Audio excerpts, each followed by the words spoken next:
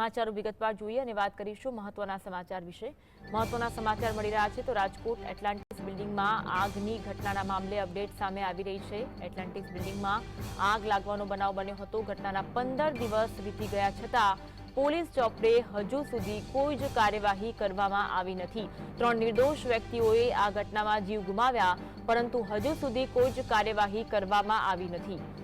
TRP અગ્નિકાંડની ઘટના બાદ 24 કલાકમાં આઈપીએસ આઈએએસની બદલીઓ કરાઈ હતી, પરંતુ આજે ઘટના બની 3 નિર્દોષ વ્યક્તિઓના જીવ ગયા, પરંતુ કોઈ કાર્યવાહી નહીં। બિલ્ડિંગ બન્યાને 10 વર્ષથી વગદાર લોકોએ ફાયર નોટિસ નહોતી લીધી, છતાં પણ કોઈ કાર્યવાહી નથી। શું પ્રદેશ ભાજપના કોઈ નેતાની ફરિયાદ ન નોંધવા પોલીસને દબાણ છે? હવે ઘણા ગંભીર સવાલો પણ આ ઘટનાને લઈને ઉઠી રહ્યા છે।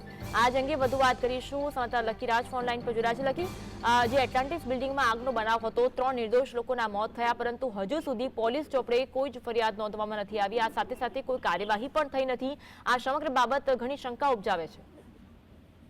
ચોક્કસથી આપને જણાવ્યું કે એટલાન્ટિસ બિલ્ડિંગમાં આગની ઘટનાનો મામલો છે તે પ્રકાશમાં આવ્યો હતો। આ ઘટનામાં 3 જેટલા નિર્દોષ વ્યક્તિઓના જીવ ગુમાવવાનો વારો આવ્યો હતો, છતાં પણ હજુ સુધી પોલીસ દ્વારા કોઈ પણ પ્રકારની કાર્યવાહી છે તે કરવામાં નથી આવી। આ જે સમગ્ર ઘટનામાં ક્યાંક ને ક્યાંક જે પ્રદેશના કોઈ ભાજપના આગેવાન દ્વારા જે દબાણ કરાતું હોવાનું કોંગ્રેસ દ્વારા અગાઉ આક્ષેપ પણ કરવામાં આવ્યું છે, ત્યારે હજુ સુધી પોલીસ દ્વારા કોઈ પણ કાર્યવાહી છે તે કરવામાં નથી આવી।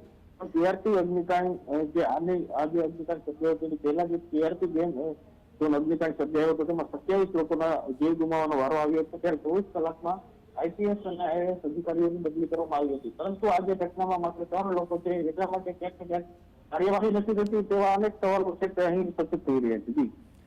આભાર માહિતી આપવા માટે।